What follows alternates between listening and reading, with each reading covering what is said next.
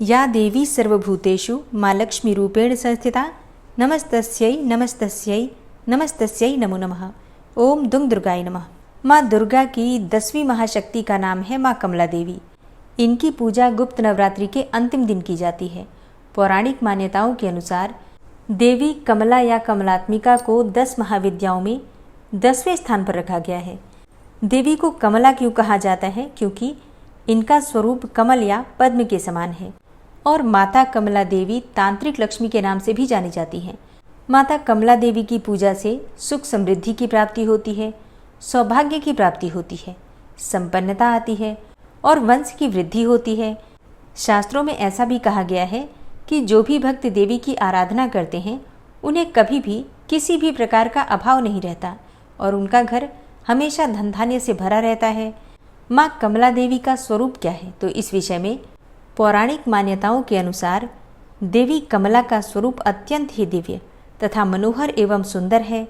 देवी कमला की उत्पत्ति समुद्र मंथन के समय हुई थी और माता कमला देवी ने भगवान विष्णु को पति रूप में वर्ण किया था। देवी कमला चतुर्भुजी हैं। देवी कमला के प्रादुर्भाव की कथा समुद्र मंथन से जुड़ी हुई है। शास्त्रों में इस प्रकार का वर्णन आता है कि समुद्र मंथन के समय देवी भगवती अमृत का कलश लेकर निकली थी। देवी कमला ही अन्नपूर्णा है। देवी कमला की आराधना करने से सौभाग्य और सौंदर्य की प्राप्ति होती है। माँ कमला देवी का मंत्र है ओम ह्रीम अष्ट महालक्ष्मी नमः। ओम ह्रीम अष्ट महालक्ष्मी नमः। माँ कमला देवी की पूजा अष्ट महालक्ष्मी के रूप में की जाती है और माता के इस मंत्र का जप कमल गट्टे की माला से अगर किया जाए तो माँ लक्ष्मी धन धान्य और सुख समृद्धि प्रदान करती हैं। माता कमला रानी कमल पर आसीन कमल पुष्प धारण किए हुए सुशोभित होती हैं और श्वेत वर्ण के 4 हाथी सूंड में सुवर्ण कलश लेकर सुवर्ण के समान कांति लिए हुए माँ को स्नान करा रहे हैं। दरिद्रता, संकट, गृह कलह और अशांति को दूर करती हैं माँ कमला रानी। इनकी सेवा और भक्ति से व्यक्ति सुख समृद्धि पूर्ण रहकर शांतिमय जीवन बिताता है। समृद्धि, धन, नारी और पुत्र आदि के लिए इनकी साधना की जाती है। इस महाविद्या की साधना नदी या फिर तालाब में या फिर समुद्र में गिरने वाले जल में आकंठ डूबकर की जाती है। आकंठ मतलब कंठ तक जल में डूबकर और इनकी साधना की जाती है। पुराणों में इस प्रकार का वर्णन आता है कि माँ कमला रानी की पूजा करने से व्यक्ति साक्षात कुबेर के समान धनी और विद्यावान हो जाता है और उसका यश और व्यापार या फिर प्रभुत्व सारे संसार में फैल जाता है। माता कमला देवी की कथा अत्यंत ही रोचक है और ये कथा है जो कि भगवान शिव और उनकी प्रथम पत्नी माता सती से जुड़ी हुई है। हालांकि उनकी दूसरी पत्नी माता पार्वती माँ सती का ही पुनर्जन्म मानी जाती हैं। कमला महाविद्या की कहानी के अनुसार एक बार माता सती के पिता राजा दक्ष ने विशाल यज्ञ का आयोजन करवाया था। चूँकि राजा दक्ष भगवान शिव से द्वेष भावना रखते थे और अपनी पुत्री सती के द्वारा उनसे विवाह किए जाने के कारण क्षुब्ध भी थे, इसलिए उन्होंने उन दोनों को इस यज्ञ में नहीं बुलाया। भगवान शिव इस बारे में जानते थे, लेकिन माता सती इस बात से अनभिज्ञ थी। फिर यज्ञ से पहले जब माता सती ने आकाश मार्ग से सभी देवी देवताओं और ऋषि मुनियों को उस ओर जाते देखा तो अपने पति से इसका कारण पूछा। भगवान शिव ने माता सती को सब सत्य बता दिया और निमंत्रण ना होने की बात भी बताई। तब माता सती ने भगवान शिव से कहा कि एक पुत्री को अपने पिता के यज्ञ में जाने के लिए निमंत्रण की आवश्यकता नहीं होती। फिर माता सती अकेले ही यज्ञ में जाना चाहती थीं। इसके लिए उन्होंने अपने पति शिव से अनुमति मांगी, किंतु उन्होंने मना कर दिया। माता सती के द्वारा बार बार आग्रह करने पर भी जब भगवान शिव नहीं माने तो माता सती को क्रोध आ गया और उन्होंने शिव को अपनी महत्ता दिखाने का निर्णय किया। तब माता सती ने भगवान शिव को अपने 10 रूपों के दर्शन दिए, जिनमें से अंतिम रूप कमला माता थी। माता रानी के यही 10 रूप 10 महाविद्या कहलाए, जैसे कि काली, तारा, सोडसी, भुवनेश्वरी, भैरवी, छिन्नमस्ता, धूमावती, बगलामुखी और मातंगी। और फिर 10वीं महाविद्या माँ कमला देवी हैं। माँ कमला देवी के नाम के अनुसार उन्हें कमल का पुष्प अत्यंत प्रिय है और इसलिए नवरात्रि के अंतिम दिन अगर संभव हो तो कमल का पुष्प अवश्य अर्पित करना चाहिए। माता लाल रंग के वस्त्र धारण करती हैं और इनका वर्ण है सुनहरा। बाल खुले हुए हैं और कई प्रकार के सोने के आभूषणों से सुसज्जित हैं। माता ने मुकुट पहना हुआ है और भगवान शिव की भांति उनके भी 3 नेत्र हैं तथा वे एक सरोवर में कमल के पुष्प पर ही विराजमान हैं। माता जिस सरोवर में हैं वहाँ भी उनके आसपास कई कमल के पुष्प खिले हुए हैं। माता रानी के 4 हाथ हैं, जिनमें से 2 में उन्होंने कमल के पुष्प ही पकड़े हुए हैं तथा 2 हाथ वर और अभय मुद्रा में हैं। माँ कमला को अपने गुणों के कारण सभी देवियों और महाविद्या में सर्वोच्च माना जाता है। माँ कमला से संबंधित रुद्रावतार कमलेश्वर महादेव हैं। माँ कमला को माँ लक्ष्मी के समान प्रकाश पसंद है तथा वे अंधेरे से दूर रहती हैं। इसलिए नवरात्रि के अंतिम दिन दीपदान जरूर करना चाहिए। कम से कम 9 दीपक जलाकर और अपने घर के मंदिर में माँ के सामने स्थापित करके वहीं बैठकर माँ कमला के मंत्र का जप करने से माता प्रसन्न होकर मन चाहा वरदान देती हैं। माता कमला की पूजा तांत्रिकों के द्वारा मुख्य रूप से की जाती है और इसीलिए इन्हें तांत्रिक लक्ष्मी भी कहा जाता है। वैसे तो माता कमला देवी सती या फिर देवी पार्वती का रूप हैं, लेकिन उन्हें माँ लक्ष्मी के ही समान माना जाता है। माँ कमला देवी ये दिखाती हैं कि देवी पार्वती ही देवी लक्ष्मी हैं और देवी लक्ष्मी ही देवी पार्वती हैं, और देवी लक्ष्मी या फिर पार्वती किसी भी स्वरूप में साधक उनकी आराधना करें, माता उनकी समस्त कामनाओं को पूर्ण कर ही देती हैं। गुप्त नवरात्रि के अंतिम दिन नित्य कर्मों से निवृत्त होकर स्नान कर लीजिए। स्नान करने के बाद साफ स्वच्छ वस्त्र धारण करके माँ की आराधना करनी चाहिए। माँ को प्रिय है लाल रंग, तो प्रयास करें कि आज आप स्वयं भी लाल रंग के वस्त्र धारण करके ही इनकी आराधना करें। सबसे पहले माँ के सामने शुद्ध घी का दीपक जलाकर और पूजा का संकल्प ले लीजिए कि आज आप माँ कमला देवी की पूजा करना चाहते हैं। अब जैसे कि अगर आपकी कोई भी विशेष मनोकामना है तो अपनी मनोकामना का संकल्प लेकर भी पूजा कर सकते हैं, नहीं तो वैसे भी निष्काम भाव से माँ की आराधना करते हैं तो मन की समस्त कामनाएं निश्चित ही पूर्ण हो जाती हैं। इसके बाद माँ दुर्गा का विग्रह अगर आपके पास है तो आप उनका अभिषेक कीजिए। माँ लक्ष्मी का विग्रह है तो आप उनका भी अभिषेक कर सकते हैं। अभिषेक आप पंचामृत से भी कर सकते हैं, जल से भी कर सकते हैं, गंगा जल से भी कर सकते हैं। फिर माँ को लाल रंग के वस्त्र अर्पित कीजिए और धूप दीप अक्षत पुष्प इत्यादि सभी चीज़ें अर्पित करके विधि विधान से माँ की पूजा कर लीजिए।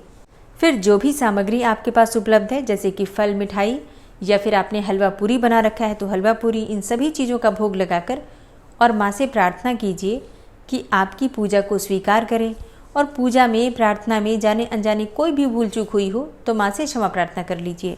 मंत्र जाप करना चाहते हैं तो मंत्र जप कर सकते हैं, या फिर दुर्गा सप्तशती या फिर सिद्धकुंजिका स्तोत्र का भी पाठ कर सकते हैं। देवी कवच हो या अर्गला हो, कीलक हो, इनका भी पाठ किया जा सकता है, या फिर दुर्गा चालीसा या नवार्ण मंत्र का जप आप कर सकते हैं।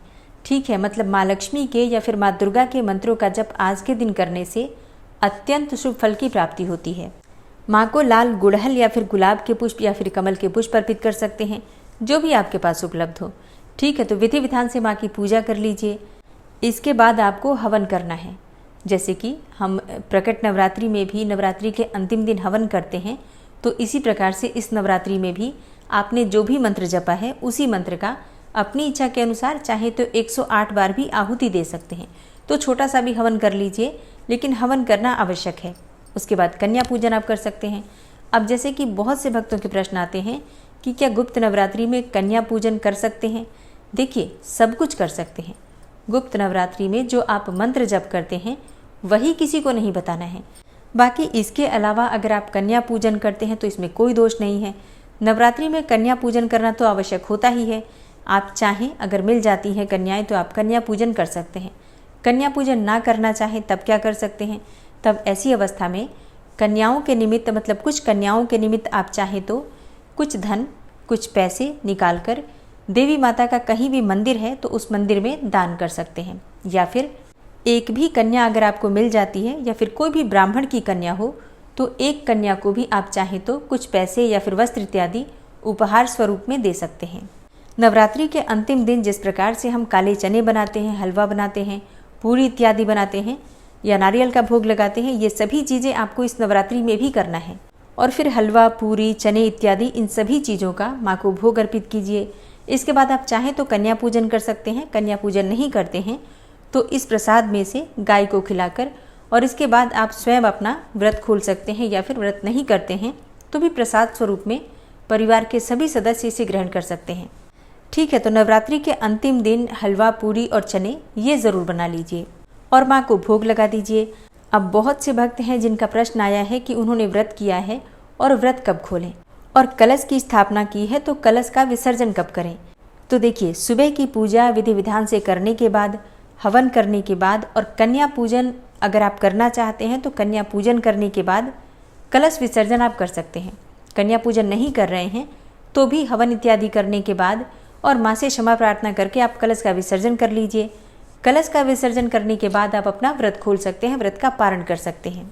कलश विसर्जन किस प्रकार से करना है तो देखिए, आप अपने हाथ में थोड़ा सा अक्षत पुष्प ले लीजिए, थोड़ा जल ले लीजिए और इसी में एक सिक्का ले लीजिए और जहाँ पर आपने कलश की स्थापना की है माँ का ध्यान कीजिए, सभी देवी देवताओं का ध्यान कीजिए और उनसे प्रार्थना कीजिए कि आप सभी देवी देवता जो इस कलश में विराजित हैं, आप सभी को मैं प्रणाम करता हूँ या प्रणाम करती हूँ। आप सभी की कृपा से नवरात्रि की ये पूजा संपूर्ण हुई, निर्विघ्न पूर्ण हुई। इस पूजा में, इस प्रार्थना में मुझसे जाने अनजाने कोई भी भूल चूक हुई हो तो इसके लिए आप सब हमें क्षमा करें।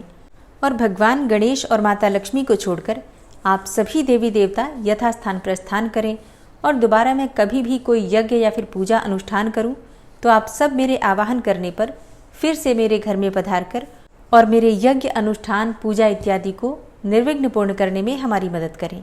इस प्रकार से मानसिक रूप से प्रार्थना करके और आपके हाथ में जो सामग्री है उसे कलश के ऊपर छोड़ दीजिए और फिर कलश पर जो नारियल आपने रखा है उसे अपने हाथ से थोड़ा सा हिलाकर और आपके कलश का विसर्जन का जो नियम होता है वो संपूर्ण हो जाता है। इसके बाद आप अपना व्रत खोल सकते हैं, व्रत का पारण कर सकते हैं और जो चौकी पर सामग्री आपने रखी है, कलश इत्यादि, ये सभी चीज़ें आप बाद में भी हटा सकते हैं, मतलब थोड़ा रुक कर भी हटा सकते हैं। माँ को जो वस्तुएं आपने अर्पित की हैं उनका क्या करें, ये सबसे बड़ा प्रश्न होता है आपका कि नारियल का क्या करें या फिर सिक्का, सुपारी इत्यादि इन सभी चीज़ों का क्या करें। देखिए, नारियल आप चाहें तो जल प्रवाह कर सकते हैं या स्वयं भी प्रसाद स्वरूप तोड़कर उसे खा सकते हैं, कोई समस्या नहीं है।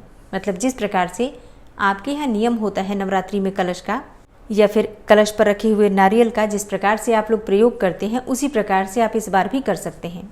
और माँ को जो चीज़ें आप अर्पित करते हैं जैसे कि सुहाग की सामग्री, तो सुहाग की सामग्री का आप स्वयं प्रयोग कर सकते हैं। कुछ सामग्री आप किसी सुहागन को दान भी दे सकते हैं।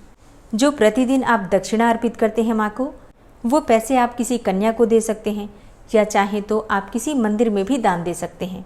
मतलब मंदिर की दान पेटी में भी आप वो पैसे डाल सकते हैं, लेकिन कन्या पूजन करते हैं तो कन्याओं को भी दे सकते हैं।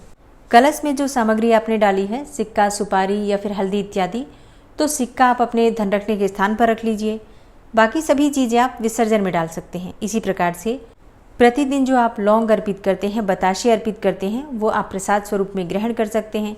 बाकी पान का पत्ता इत्यादि ये सभी चीज़ें विसर्जन में जाएंगी।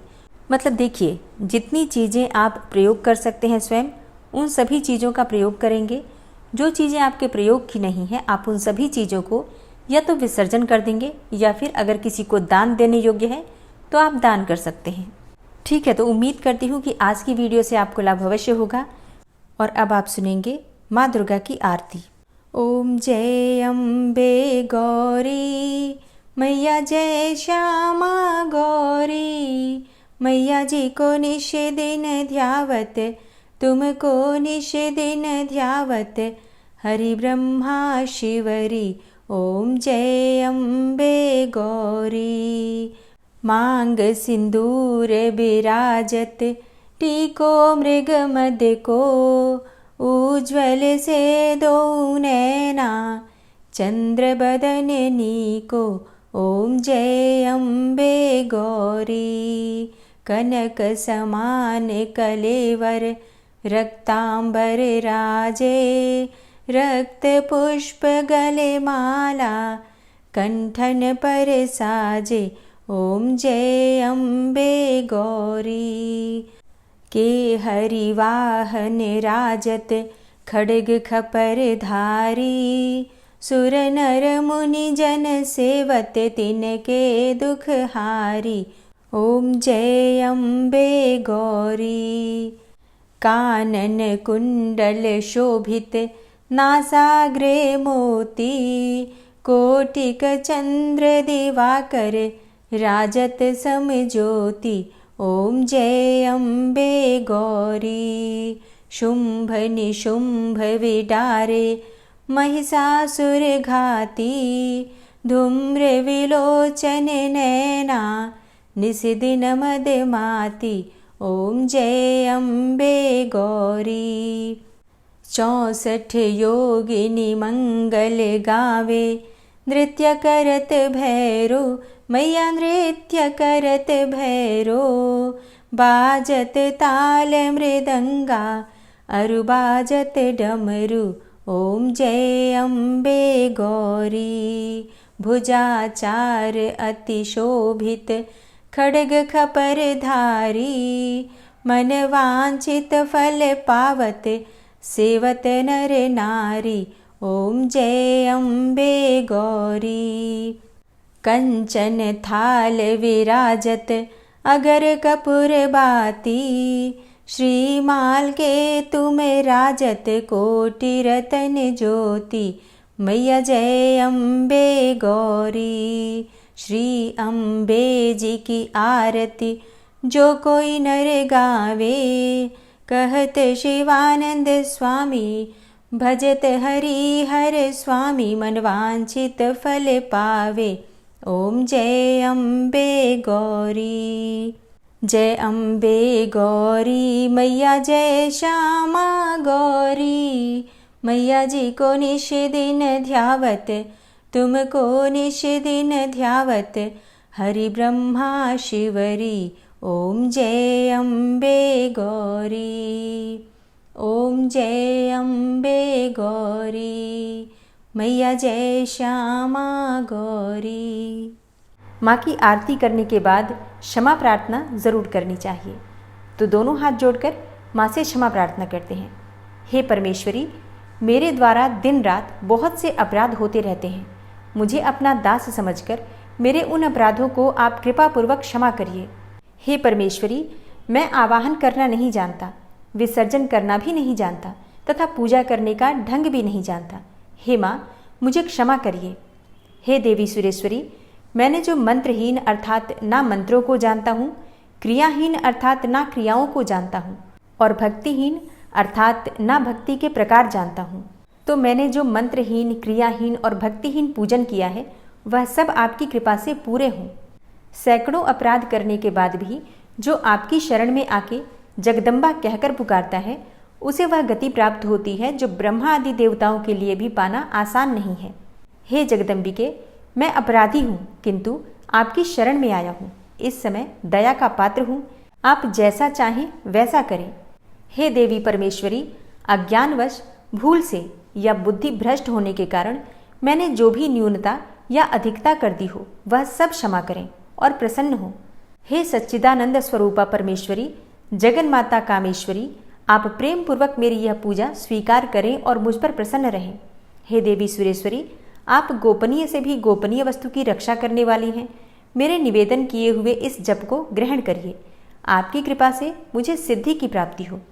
इस प्रकार क्षमा प्रार्थना मंत्र के पाठ से दुर्गा माता आपके जाने अनजाने में हुए सारे अपराधों को क्षमा करेंगी और उनकी कृपा सदैव आपके ऊपर बनी रहेगी।